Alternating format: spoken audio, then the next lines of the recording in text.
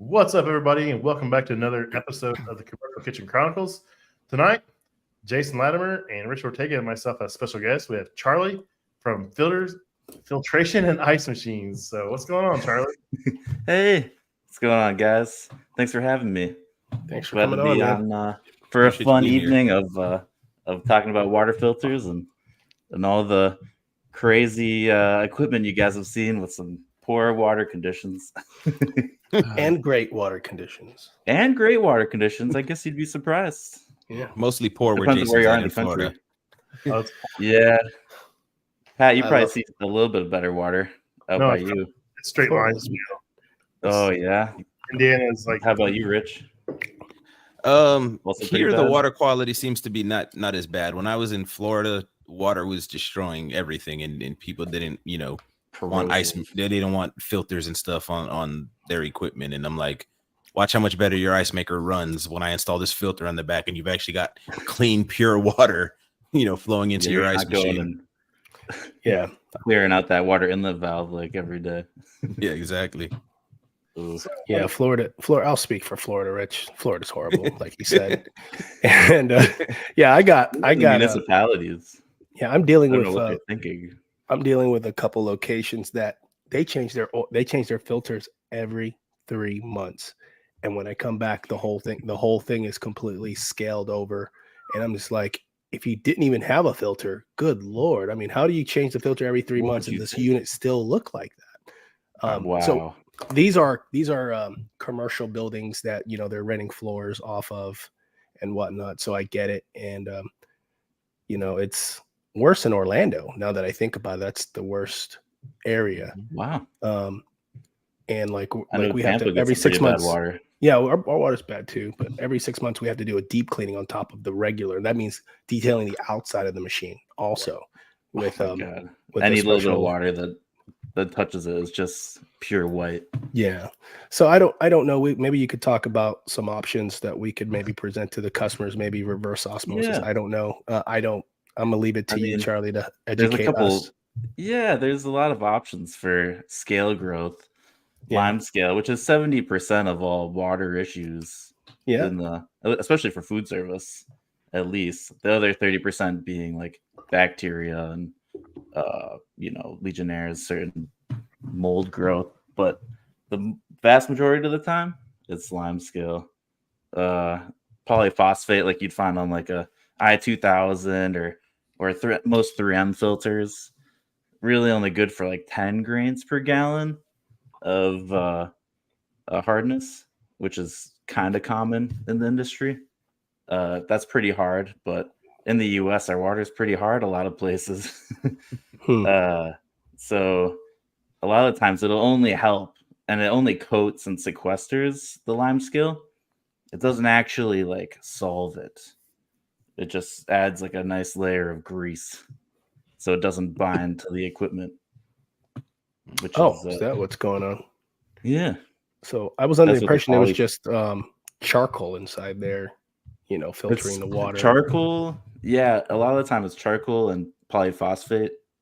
And it Okay. depends on what you do too. There's GAC. There, no scale in my whiskey cubes. You're right, Taz. You don't want that. Yeah, there's stuff floating in mine right now. So you don't want to. It actually, it doesn't take the scale away. Reverse osmosis will, but that's an extreme. So there are other alternatives to polyphosphate, which is kind of an old technology that people are coming out with. There's weak acid resin or WAC resin, which a lot of companies are going to now. But if you've got already low pH water, which certain parts of the country is pretty bad, you can't really put it on because then you got a corrosive element you're throwing into your ice machine. Don't want to pit your evaporator. So it'll eat the nickel right off of some of these. Yeah, I can. I mean, if it's as long as you got a high enough pH, you're safe. But I wouldn't put it on anything below like 7 or 6.5. Just not to risk it. I mean, you might get by, but why would you want to take that chance. So another option you could do is go in an alkaline route, which there are a couple options out there for that. And you could do that through reverse osmosis, and then add minerals back into the water, which is a little more expensive, but honestly, it's the best way to do it. You guys run into that a lot? So, unlike, I've never seen an RO on an ice machine, but I know most ice machines have a probe system. I mean, some have flows, so generally most have probes. So you're going to have some sort of hardness in there.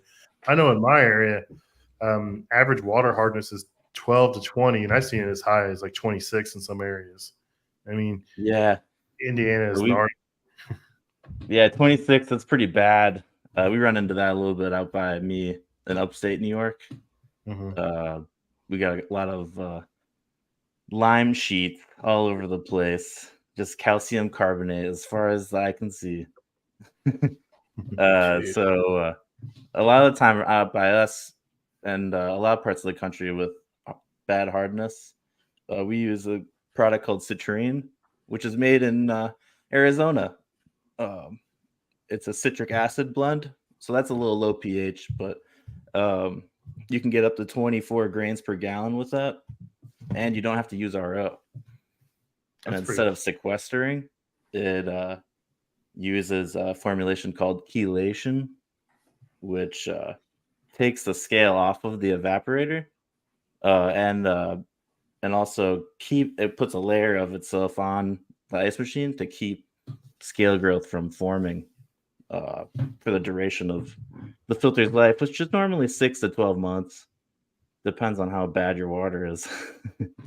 But it's also pretty common on steam cookers and even combi ovens too.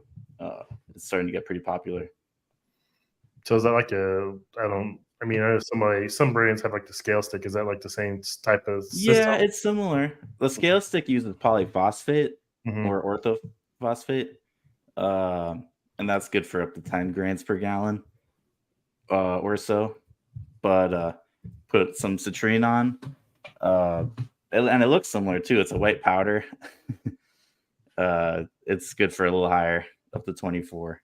Sweet. So, I'll have to send you guys after this. You have to get me your addresses. I'll send you a pack. You could put it in your dishwasher. Heck Clean yeah. it out. All right. So when you talk about grains per gallon, what exactly do you mean? Because I have no idea what you're even talking about. So you might also know it by parts per million, or but grains per gallon is the American way of talking about scale. There's each grain of calcium carbonate. It would be 1, and then it goes up per grain in a solution. I am not. I'll have to get the exact amount of water it takes, like surface area, to calculate the grain for you, but it's a pretty small amount. All right, gotcha. I think it's like a milliliter or less. He said the American way. We got to do things the our American own way, baby. Yeah, grain per gallon. So, all right. In over in Europe, it's per liter, but and it'd be 17.1 ppm. So if you ever had to do the formulation, 1 grain per gallon is 17.1 part per million. Gotcha. So if you had to do some quick math, nice. Because some people in the field run into that. Yeah, there you are, Jason. So you do filters for everything, food source. Yeah, we do beverage, ice, combi, steam. Ice. We do a lot of coffee. We do a lot of dishwashers. So if you're not using a chemical solution, like let's say instead of Ecolab, you don't have a lot of like chemicals going into your dishwasher, and you run into really bad hardness all the time. We use citrine in dishwashers, and they work great. Big conveyors. So is up here in the Northeast, it's pretty popular. does it burn through a lot more filters and chemical being hot water, or does it do pretty well? Yeah, definitely in hot water. Anything like in a steam cooker, you guys have probably seen the glass just coated in white. Especially bad from all the heat. So the combi ovens. So you're talking like the combi ovens, like if it has a boilerless system, it spritzes water onto the elements or heat exchanger and creates a steam. And that's really where you see that white chalky film. It's all over the metal, but that glass, something about that glass composition, it sticks to that glass before it sticks to anything else. And you just if you're not treating that water in those combis, you won't be able to see them fast. So yeah, it gets pretty bad. You guys see a lot of the boiler, the steamers with the boilers. Do you see those get pitted out a lot with calcium? If the customers do what they're supposed to do, most of the combis that have a boiler are pretty much self-cleaning, and if you do what it's supposed to do, you won't have any issues. But the moment you don't do what it recommends, it's gonna build scale up pretty fast. And I think one of the guys in here, we know, he actually had a video this week. He had a boiler out of a combi oven that had a hammer and chisel beating the scale out of it. Oh my god! So, wow, that's bad. Get some stalactites in there. I used to do a lot of boiler-based steamers, which is like the old school technology where it had the big boiler base. It was either gas or electric, and then it had like steam cavities on top, and then it'd feed kettles. And I mean, these things would be so bad in my area that I'd go in there twice a year. This is a school, so it's only running, 8 months a year, a couple hours a day. It's just like it's used nonstop, and I'd have to go in there over like Christmas break and summer break or in between. I'd have to descale these things, and I'm literally putting them on a pump and letting that acid run overnight, and wash it. And they have just breaking apart. Yes, I mean filtration in this area it's so overlooked. Yeah, I mean the initial costs can be a little daunting to certain customers, where filter systems can run, in the $200, $300, $400 range, all the way up to $1,000. But if you got a $30,000-$40,000 steamer, hard not to justify putting the filter on. I think manufacturers should spec a filtration system with every unit they sell.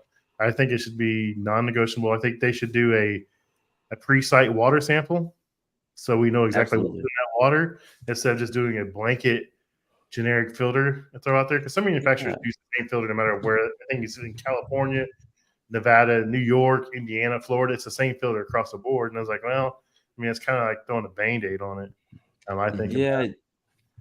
Yeah, water everywhere is different. I mean, you drink water and you're like, oh, it's the same everywhere, but it's definitely got a different formulation everywhere you go. And you never know if you got high iron. You got to do certain things for for iron, for example, you got to oxidize the water through chlorine to have it fall out of the water and then catch it afterwards. That's the best way to do it. But you wouldn't know until you put your ice machine on and your evaporator is all red. So that putting the right thing on ahead of time would save you a lot of time and headache. I've seen that recently with the red mold or red stuff all over the evaporator. Yeah, certain parts of the country get pretty bad iron. There's also a pink mold. I've seen that too. Yeah. We've seen every color mold in an ice machine. Yeah. Gross. Yeah, that was Brett earlier. So I started waiting for it to come up. Oh yeah. He's Brett's right. Brett is a smart dude, and the stuff that grows in ice machines and bakeries, pizza places, if they make their own dough, those ice machines need to be stripped like every quarter and cleaned. If bakeries and bars have the worst mold growth. I hate to throw everybody's favorite sandwich shop under the bus, but they gotta have the grossest ice machines. They used to be worse. They used to be a lot worse than they are now. But so do you go ahead. Oh, sorry, what's that? I was gonna say, ice machines. I know there's some companies using some ozone or UV light to try and kill some of that stuff. Do you guys do anything about that? Yeah, so we we helped pioneer Biozone back in the day, back in like 2008, 2009. Got that onto the market with everybody's favorite sandwich shop and a few others. And ozone definitely works. It's effective. There are a little more reasonably priced options out on the market now that I would justify. But that works. There are other ways to do it too. UV is fine, but the issue with UV is if it's not close to the area that's getting the yeast, anything the light's not touching is gonna just grow like crazy. Yeah, luminize. Yeah, Exactly. so I think That's the same. Chick-fil-A is using an ozone system. I'm not sure which one they're using now, but it's standard on all their bins now. Mm-hmm. I really like the Pentair Oxidize. That's great. It's got a little bubbler stone, 6 settings. For you can do small ice machines up to like 2,000 pounders. Throw it right in the trough, and that thing takes care of the water and the air. So no yeast, no mold growth. It does have a little bit of an odor, and yeah, the plastic degradation is definitely an issue. You're absolutely right, Dave. Certain ice machines, a little hard to recommend. The ozone, so you might want to look into just a low dose, which is nice with the oxidize, but certain ones you can't meter, so you got to watch out for that. Yeah, no. If you got a really bad smell, it's too late. I know ozone's bad about eating some stuff because like it's been popular in the hunting gear game for years. Yeah, because it kills the bacteria, and the bacteria is what creates smells. So like these guys go hunting, they have these ozone generators, and they throw them in their totes or whatever, and it kills the bacteria and it works great because there's no smell. But it eats like the elastic in the pants and the shirts stuff up. So yeah. We did try out company. They stopped doing it, so I can say who they are. They're Air Oasis. They made this product called the Bipolar, and we had to test it a whole bunch of places. It uses positive and negatively charged ions to kill the bacteria, or that's what it was supposed to do. Was not as effective as we wanted it to be in testing. It still worked up to like 80%, but you really want it to hit up that upper quintile of bad bacteria, or else it's not really something you want to have. Unfortunately. So that's not the way to go, but it works great in it works great in small cubers. So sweet. not the big one. So you I got really like chlorinators. That's my favorite. They're a little expensive to upkeep, but still great because when it hits the evaporator, it just turns into a gas and it doesn't even touch the ice. What's that called? Chlorinator? Chlorinator. Oh, chlorinator. Yeah. We do one called the Biotech, and it puts just 0.4 parts per million of chlorine into the water, which is enough to kill bacteria and not cause any issue with the ice machine or the ice. Yeah, nice. Good to know. Pretty popular. So, real quick, I'd like to. I don't know if you're already going to ask this, Pat. How he got into this and his background. How'd you get into this industry? Sure.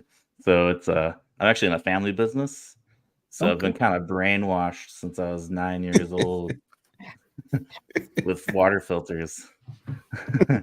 I didn't start off like working in the company, but I'd be there all the time, every summer. So then I eventually just found myself working there, and then I never left. Cool. And I got real passionate about it. So what'd you start off doing there? Just kind of, was there technicians? Was it all packing and shipping? Okay. Mostly. We do a lot of shipping across the country for various water filters. We do Everpure, 3M, Selecto, Systems 4. and a lot of other brands that have gotten swallowed up over the years through acquisitions. Through acquisitions. But and then I gradually through college transitioned into a more sales role, and we work with a lot of technicians, so I'm able to go out into the field and talk with guys and work with the people that are changing out and seeing what's going on with the equipment firsthand, which is nice. Nice. Well, I like that. Yeah, and then and now I'm still doing it. But now I do a lot more equipment too with Istro, which is nice. Sweet. I've heard of Istro. I haven't seen any in my Indianapolis market. We're not really big warranty company for ice machines. It seems like they go with a lot of smaller guys around here. So Okay. we do a whole lot of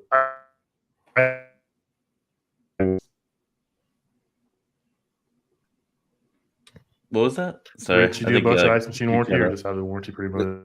You broke up. I don't know if that's me or you. Oh, that's Rich. He doesn't. If we do any ice machine Oh, warranty, it's probably me. My internet's being. Yeah. I think you asked about ice machine warranty. Nah, we don't do a lot up here. I think I'm pretty sure the only ice machine warranty we do is Follett, and I think that's mostly because we do the Chick-fil-A stuff. When I was in Florida, I did a ton of ice machine warranty for Manitowoc, the company I worked for. We were distributor certified for Manitowoc. We did Hoshizaki, and then there was a small company. They're actually headquartered in Spain, but they got a distribution in Orlando called ITV. And I did all their warranty work. I've mentioned this before, but I was like their interim service manager while they were between service managers, and I was still running service calls. I had done so many of their service calls and knew their machines so well. They're like, guys across the country were calling Rich. Yeah, they were like, hey, they were like, hey, we'll pay your company a little more, and you'll make more too if you can answer calls while you're running calls until we find a new service manager. But yeah, I used to love ice machines. What is the deal with Istro? Because I've seen some stuff about them. I haven't seen them here. I don't know anything about them. Yeah, like, where are they made? You know, what's their specialty? What's their target market? All that. South Korea. So they're a South Korean company. Started in 1981. Didn't actually start doing ice machines, which is funny. They were doing ice cream at first, and then they transitioned into ice in like the mid 90s, and then they started coming all over the world, and then they actually didn't arrive to the US until around 2015 when our current president of Istro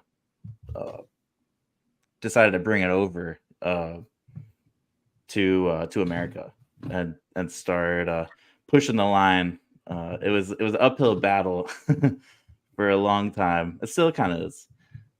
Ice machines are a tough market. If you're not Manitowoc or Hoshizaki, you have almost no respect in the ice machine industry. And then for somebody it's new really to come hard in, to build that brand. So having a grassroots build up has been pretty interesting.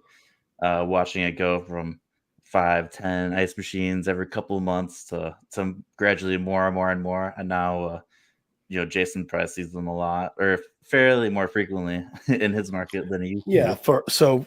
For here with my company Casper's, we stock them and they fly out, and especially during the pandemic, we were able to take care.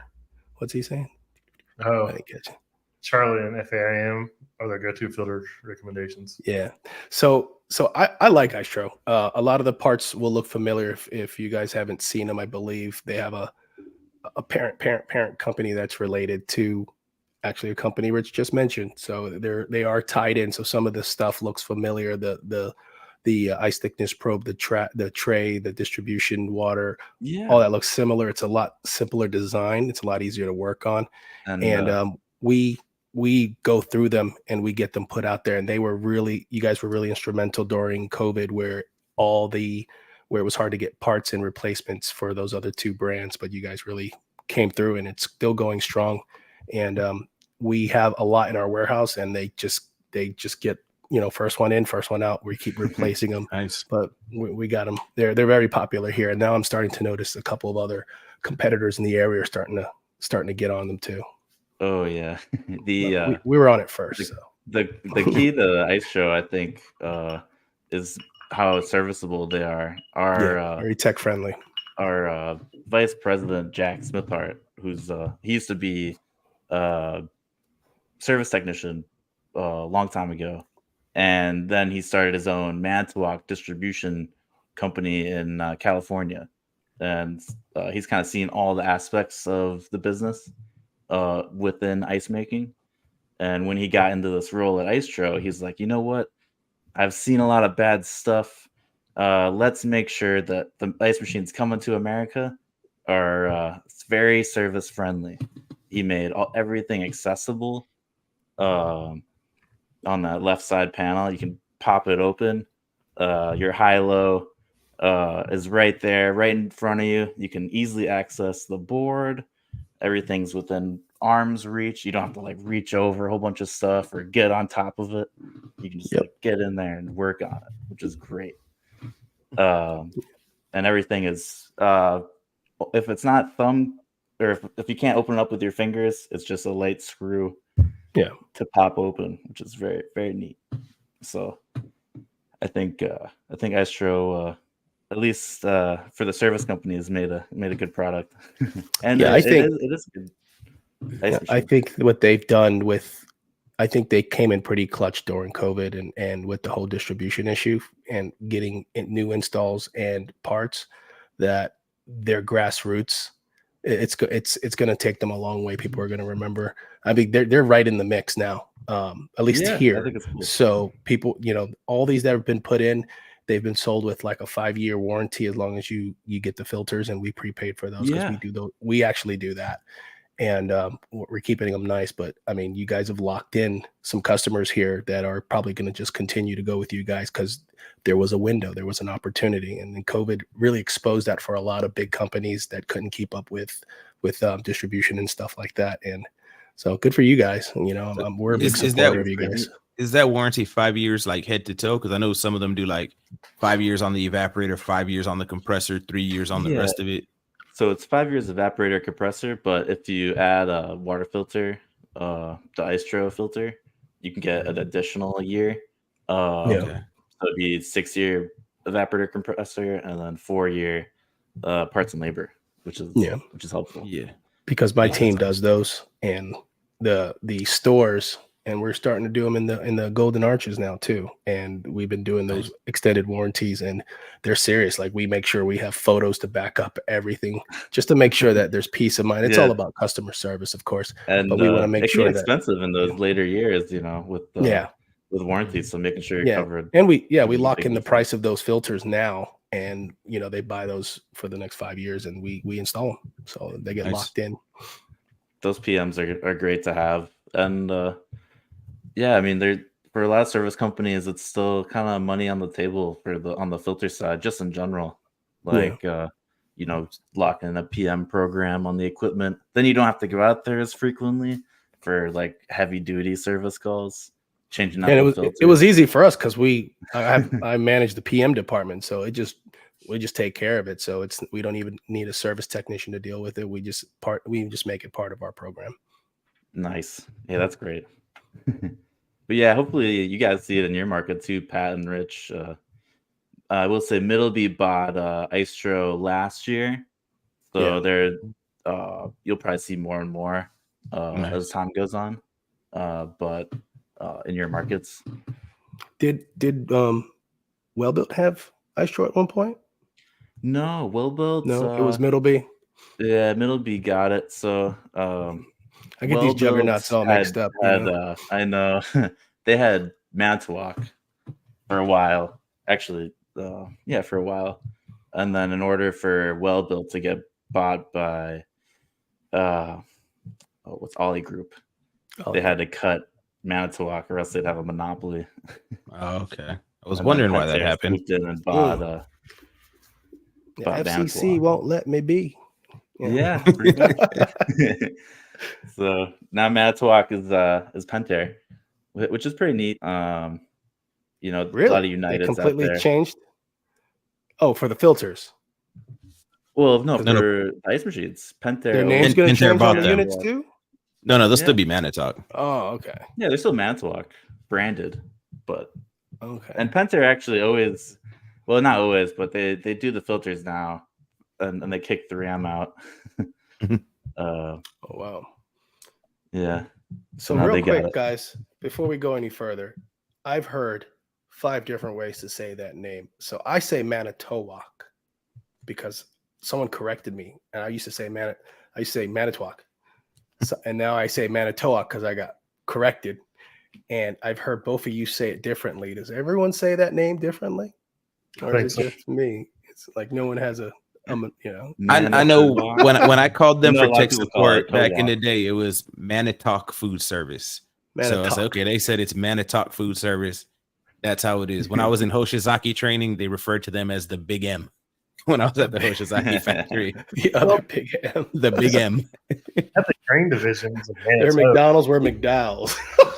I think Sorry. they had a crane division, but I think when they became Manitowoc Food Service Group back in the day, they parted ways with the crane company. Crane was Yeah, Manitoba. I see. Yeah, there's a Manitowoc crane doing our highway up here on the intersection on Big Bend over here. And when I looked them up, because somebody was following them from our company, and then when I clicked on it, I'm like, this is like earth moving equipment, not anything to do with ice. It was the same. They were back the in the day, it was Oh. the same company.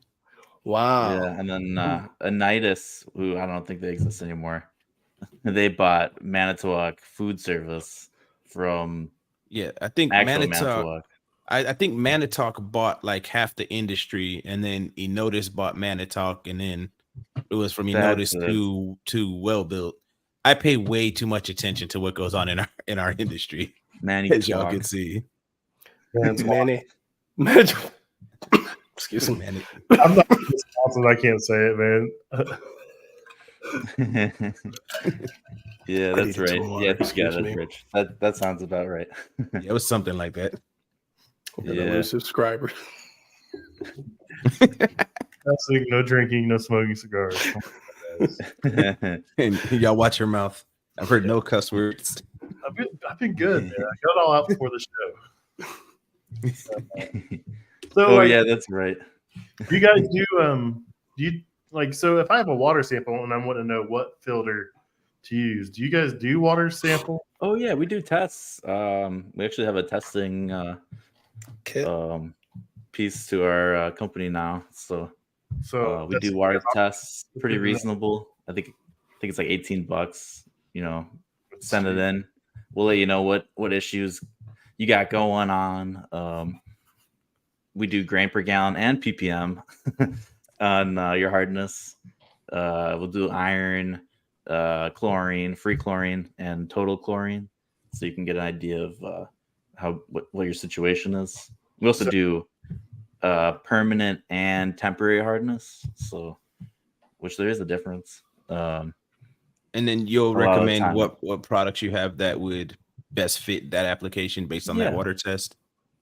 So usually we'll do like a basic, middle, preferred, and then a high end if you're really feeling an extreme RO. And yeah, a lot of times people will go for the middle ground, but if you got a really bad situation, you'll have to go RO. Or Why is that so expensive? so yeah, the situation with reverse osmosis for food service is because it's so expensive because it's a lot higher flow a lot of the time. You have to make sure you have a lot of reserve water prepared for certain equipment, like a flash steamer. It doesn't happen all at once. Or, I mean, it does happen all at once. It's not a slow trickle. Like, you're not using a gallon per minute all the time. It's like all at once. You got to have 4 gallons ready to go, every however long hour or so. What? That's what kills me to do rationale. I'll just say name, like, because the old ones had 2 water hookups. You had the filtered side, you had the unfiltered side. Now it's 1 water hookup. It's doing cleaning and everything with that water. It's like, man, You know, Oh, the R95 CLs. yeah, they're The running. Russian oil. Yeah. Yeah, they're running those filters, and it's so much of it's just going down the drain. It's just like I find it interesting that the manufacturers go so hard with the chloramine because not every municipality in the U.S. uses them. They're just doing it for like the 10% that have really bad chloramines. one site that had to Florida. have it, and they didn't have it, and it ate all the wells out of a combi. It's bad, yeah. I'll say their But name. you shouldn't. This is where it comes back before, where you do the test ahead of time. Then you can put the chloramine filter on. Well, this company uses tests, and you have to send it in, and it didn't get caught, or I don't know what, but yeah, it ate Really? it ate the pins out that held the racks, it ate the seams, it ate the rack holders up. I mean, it ate this thing up. Ooh. They say it has chloramines in the water, but it's not that bad. They say someone sprayed it in there. It's just a nightmare to go back and forth. That ammonia mixture with that chlorine is brutal. That'll pit your stainless like crazy. Yeah, it kills water inlet valves. That's why so many water inlet valves go bad in Central Florida. Yeah, there's a lot of chloramines in Florida. So why do we all slap equipment in without any of that information? Like, why do we have to find out that way? Because I know what you're saying, Rich, with the inlet valves, they're just stopped up. You can slap another one on, it'll be down in a few months. In some instances, is it on the customer? I mean, are we not informing them well enough, or is this a cost thing where everyone just doesn't know what type of water you have? And then let me ask you this: if you test your water today, is it guaranteed a year from now that the water that you tested is the same, that the city's providing the same water, or do things change? Definitely things change. That's a maybe great that's question. maybe that's why it's like, well, it's just going to change anyway. I'm just trying to wrap my head around why. If it was me, I would say, and this is from what I've seen in my time doing this and being involved in different sides of the industry, because I've been involved in the dealership side. I worked for a company that was a dealership and a service company. Yeah, a lot of times the dealer wants to get the sale, and because restaurant equipment is so competitive, the sale is who's going to give me this for the cheapest number. So if the dealer comes in and says, oh, hey, by the way, we should do a water test, and then, hey, you're going to need this filter system, and then this filter system is going to be $800, and then you're going to need to change the filters every 6 months, and you're going to need this, that, and the other. But before you know it, their bid, even though it's better for the customer long term, it's obviously several hundreds, maybe several thousands of dollars higher, plus additional labor, additional maintenance. So I think on the initial part of it is the dealership. I mean, right now I'm going through a headache with a installation on a combi oven where they had an old school Vulcan steamer in the place, and there was no install kit, there was no nothing with it, because the dealer, whoever they bought it from, said it was a like for like swap out. So no survey, no installation kit, the drain's not the right size, it doesn't have the right water, nothing about the things is the same. But to get the sale, and maybe the dealer was uneducated, maybe part of it. But like I said, from what I've seen firsthand, a lot of times the dealers are just like, whatever gets me the lowest number, once I get the sale, that's the customer's problem. Yeah, that's definitely a big issue, especially online sales too. Mm-hmm. You go to Webstron or KTOM, get a piece of equipment, and then customer gets it, slaps it in. They don't know what they got going on. They call you, then you come and check it out. See those water inlet valves. I mean, in defense of that online company you mentioned, I mean, it's at the end of the day like Amazon or anyone else. They expect the customer to be somewhat educated and do some research or be advised well, and it's send it to the end user, and I get that. As a planned maintenance manager, I would like to be able to figure out how to offer because there's some customers that have horrible water. I don't know what to do about it because they rent their space, things like that. And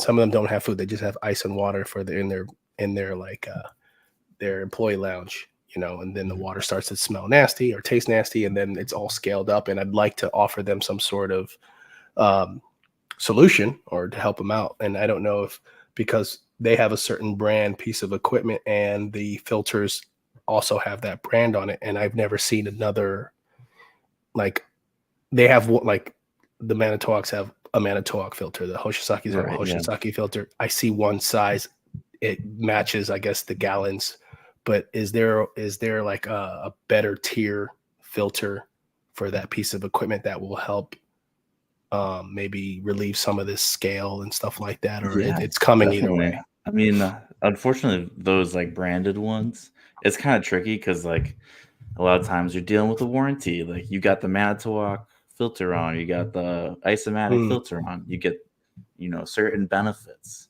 but it might not be the right filter for the job.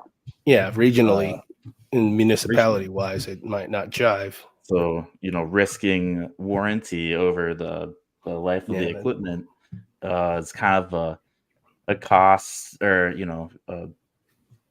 it's a situation that a customer's got to go through that they didn't intend to happen. They didn't think that their water was going to be so bad. Are there any companies besides Isomatic, which I don't know if Isomatic still does it, but I know they did back in the day. If you bought their filters, you got extra warranty, but I don't know that any other manufacturer requires you to use their filters, do they?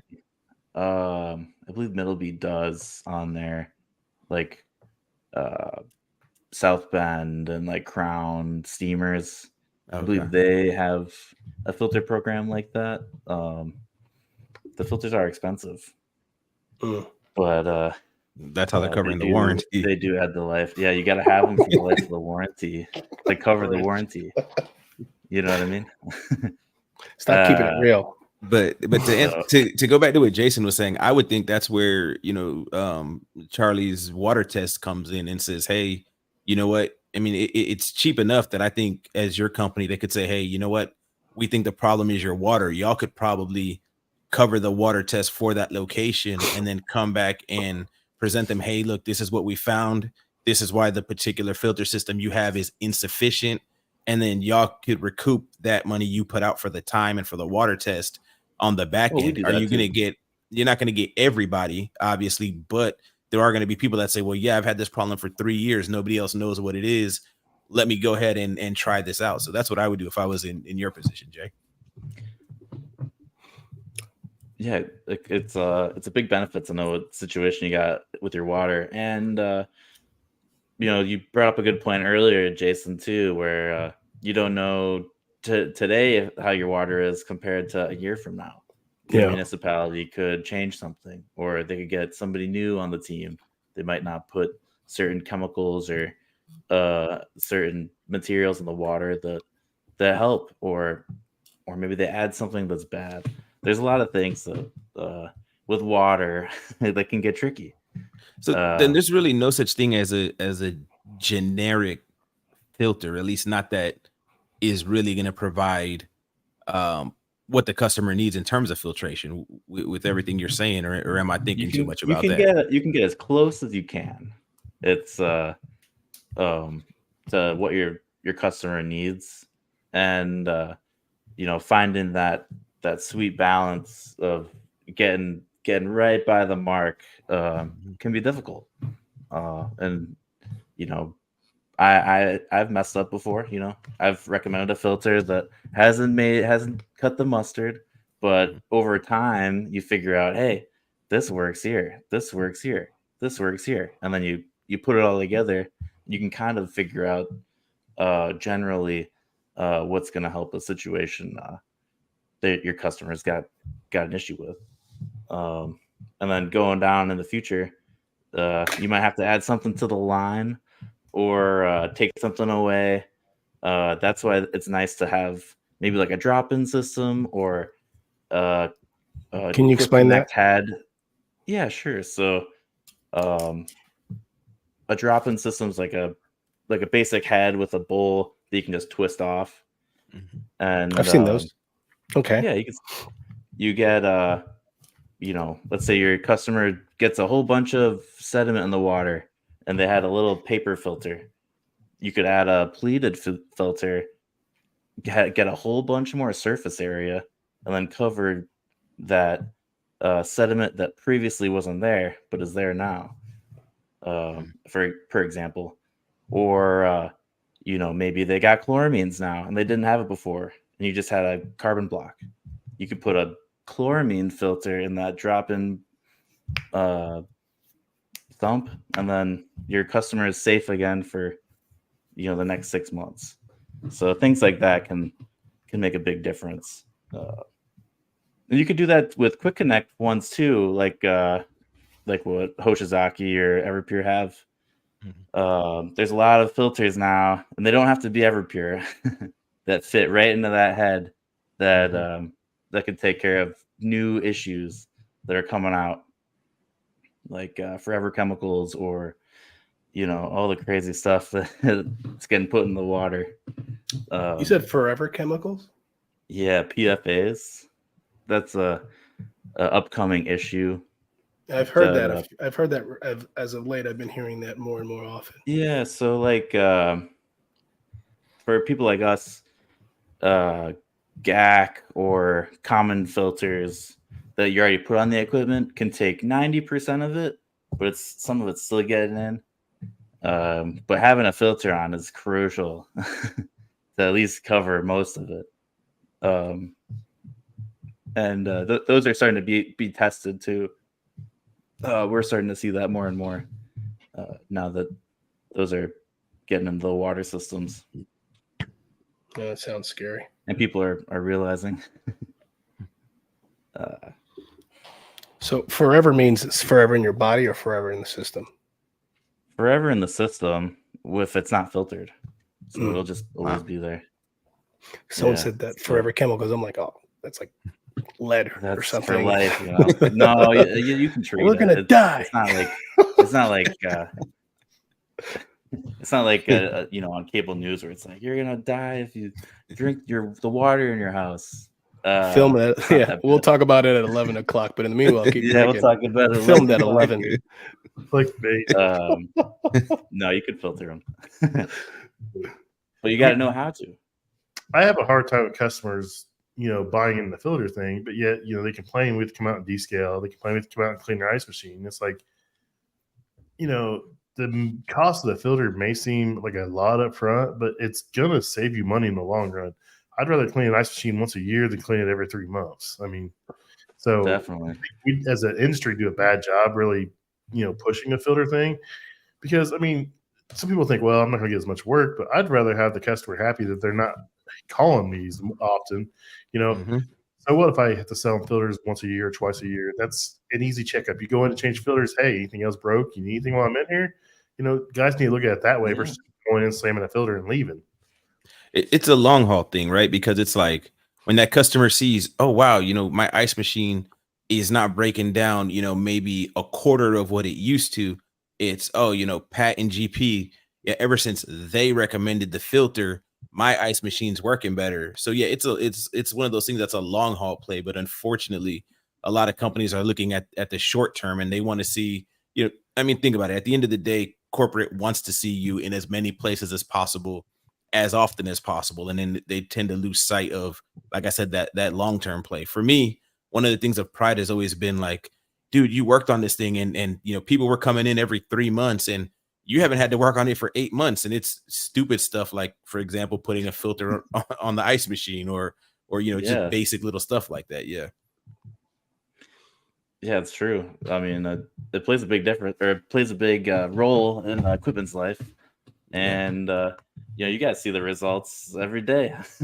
Like, hey, I put this filter on. I haven't been here in 6 months. It's clean as a whistle, or it's got a little bit of scale. That's what you like.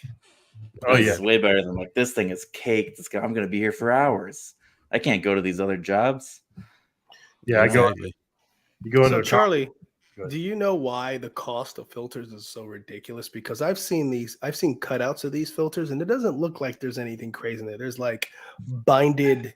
There looks like there's a ball of yarn in the middle of it and some beads and stuff like that. And it doesn't look like rare earth minerals. I'm just curious of why in the hell is a filter got to be $800 and there's nothing. It doesn't have to be. It's a lot of it has to do with Then that's people you know, cornering the market brand. then with their brand on Bro, something that is it's common. it's mostly branding It's because private again, labeling.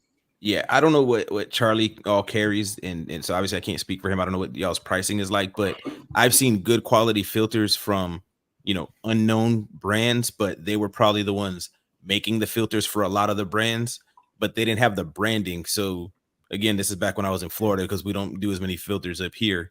I was putting in You're filter not going to name machines any for names, nah, but I was putting in filter but systems for like less than half the price of the name brands, and it was an identical filter system.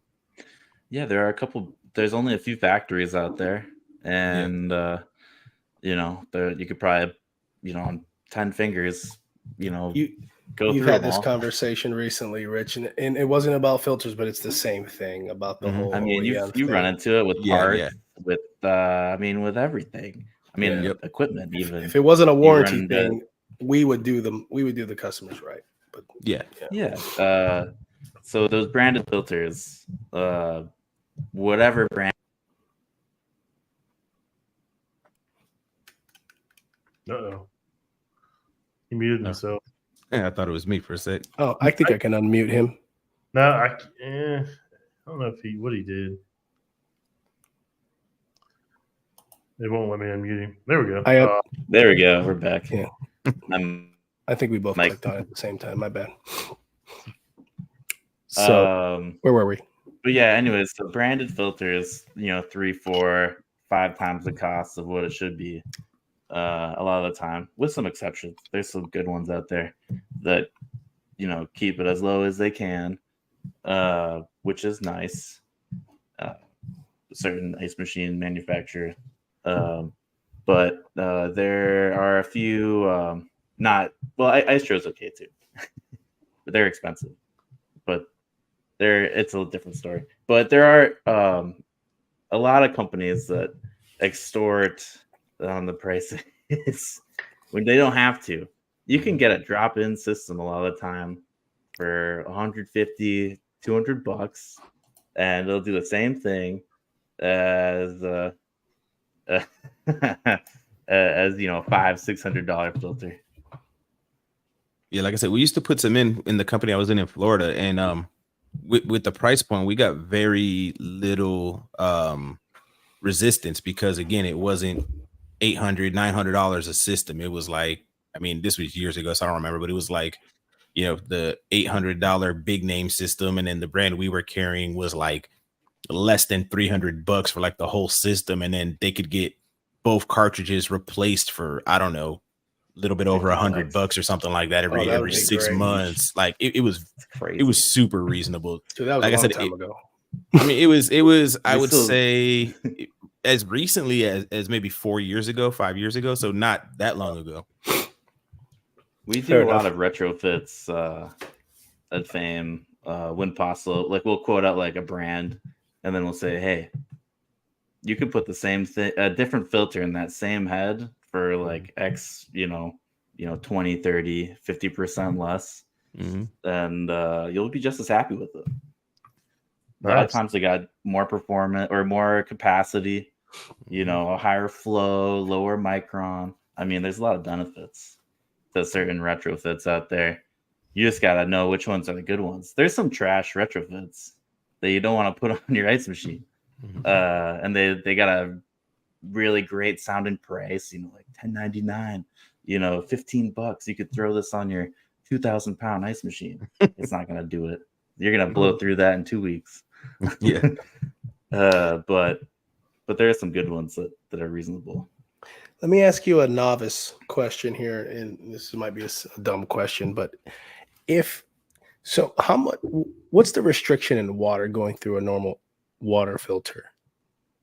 Should there be none for the most part? Yeah, there shouldn't really be any restriction. So can you double up, triple up on them? Yeah, parallel plumbing would be the best way to go. Most heads today that you put on your food equipment that are recommended for food equipment are parallel. So you can get, let's say you got to have 3 gallons per minute. You put a filter designated for 3 gallons per minute on each each head, you're going to get that flow. If you go series, then it hits that filter and then bam, it stops, and then it goes to the other filter and bam, it stops, and you're lowering the flow. You might only get 1.5 gallons per minute out of that. That could definitely. I know some brands, you can just look at the pressure gauge on the filter and know what's going on for some of these, and like, okay, you have we're gonna bypass this for tonight and come back with the filter tomorrow. Pull that extra ring, that extra O-ring off the top. You guys know. Oh yeah. Oh yeah. You posted that the other day, right, Rich? The top O-ring. Nah, that wasn't me. No, no. Somebody, I saw it somewhere. I've done that plenty of times, though. I've done that plenty of times. That's what I call the documented it, because that's kind of a. That's what I call the Hoshizaki killer when the filters are plugged up. Yeah, I know. You got to do it sometimes. It's a great way to bypass. You just gotta let water in. I mean, it's something we've never done. It's something we've never done. We're live. We've never done that before. We've heard never ever. We've heard it can be done. I've always had pluggy bypass it. It's a good. There's other methods out there too that are funny for filters, but that one's a pretty popular one. As technicians, it's our jobs to get them up and going. We have every intention of coming back. Absolutely. It's when we find the bypass stuff after the fact and the ticket's been closed out, then we take issue with it. But and the equipment's got to run. I mean, you got a busy. Let's say it's lunchtime. I mean, you got to have your equipment getting water, even if it's just for a little bit. If it's crazy. I don't know if this is like wrong or not, or if it's like holding the customer over a barrel, but I've only ever bypassed them when they've okayed the new filters.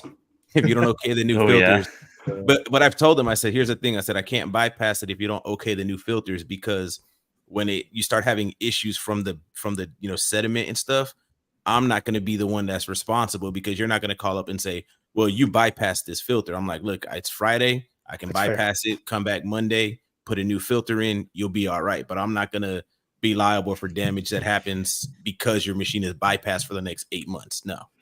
Yeah, absolutely. That's fair. That's fair. Got to make sure you got the filters lined up for that Monday.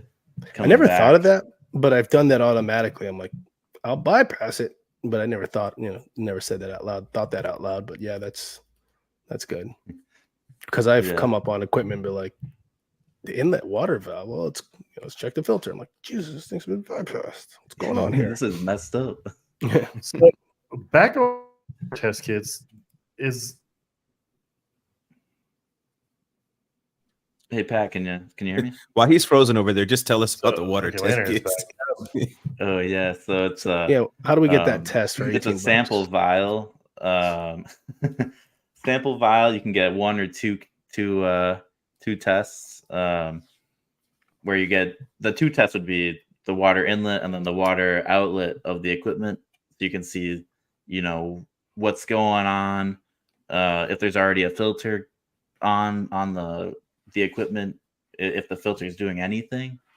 Having a two-part kit can be helpful there, but if you're just doing a site survey and you're like, hey, gotta check the water, one sample's sufficient, and it takes maybe it depends on how long it takes to get to us, but 4 to 5 days typically, and then we'll test it that day we get it. So the inlet and the outlet, where do you? I can guess that the inlet is just before it gets to the filter, you pour it. Yeah, before it gets to the filter. So where do you collect the water for out of the trough, or where? So if you got an ice machine, get in the trough, or if you can get even like let's say like the filter's got like on a QC7i head, like for i2000, they've often got like a purge valve afterwards. So you can activate the filter. You can get it there. It's totally fine. And then you can see what's going on, if it's working or if it's not cutting the mustard on that ice machine, and you can see what you need to put in after that. Dude, Talk about filter activation, because I feel like a lot of people don't know about activating filters when you install them. I've never Yeah, heard so that. that's another issue. Not every filter needs activating now, which is nice, but there's still a lot of filters that need activated, like Everpure i2000s or MCs. You got to activate it at least 3 minutes. Explain that let the process.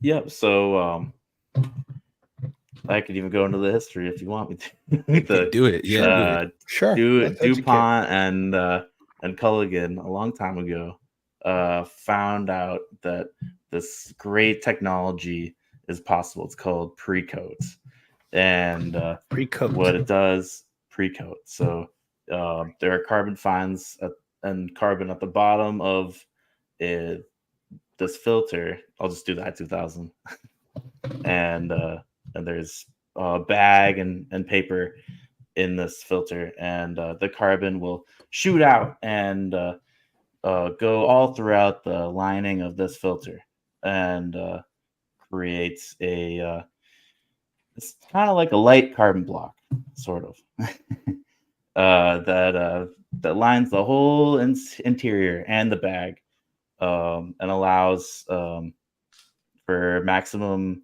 coverage. But in order to do that, you gotta run water through it and let it soak in, and that's where the activating comes in. So you can get a sink, or with the i2000 with the QC7 I had, you can purge the water, and you'll notice when you do that, carbon fines will come through, and it'll look a little messy at first, and then once the water starts to run clean, then it's activated and you're ready to go. You can let it run to your equipment. You won't have any carbon fines touching your inlet valve, which would suck because it'll clog up, which I'm sure you've seen before. And then you'll be good for 6 months. So those carbon fines, that's like when you have a machine that's on a filter system and the inlet valve, for example, is plugged up, and you see like this grainy black stuff plugging it, right? Absolutely. Yeah, because I've seen that. People like, I put a brand new filter on it. How's it plugged up? I'm like, did you flush it for 10 minutes before you connected it to the machine? Huh? Like, yeah, that's your problem. So now we're gonna get new filters again. Yeah, new filters, a new valve, and we're gonna do this the right way this time. And even, I hate to say it, but even when the filter says activated, you're better off acting like you're activating it, because there's still gonna be some, through shipping, carbon fines will get knocked loose, or something will happen along the way to you that'll cause some debris to come through the filter, whether intended to or not. And so activating is a big part of filtering, and it's the first thing you do. So when we change out filters, we run it for like 10-15 minutes. That's the activating that you're referring to? Yeah, that's activating. Oh, geez. You're getting. It sounds special. But You're activating your. We've been doing it. I just didn't know that was the description of what we were doing. And you I was just like, you should. Yeah, we put a new filter on. Like, there's crap coming out. Let's just flush it until it ain't. So I didn't think it was that scientific. Yeah. So I'm like, don't like that. Just keep running it. The new ones aren't as much, but it was a science. I mean, when it first came out, it's like mind blowing, crazy technology. But now it's every day. I dig the fact that you know that history. Yeah, that's and pretty then cool. And then Everpure that's a got level it. of They nerd brought I can that appreciate. technology. Yeah. And now they got it. They got the pre-coat brand, or branding, I guess. So that's they don't really why use it as much anymore. That's why I think in every industry, like I went to Taylor for 2 weeks for the training for the grills and all their stuff, and I got to see a little bit of their R&D, and then I was just thinking, man, R&D is so cool.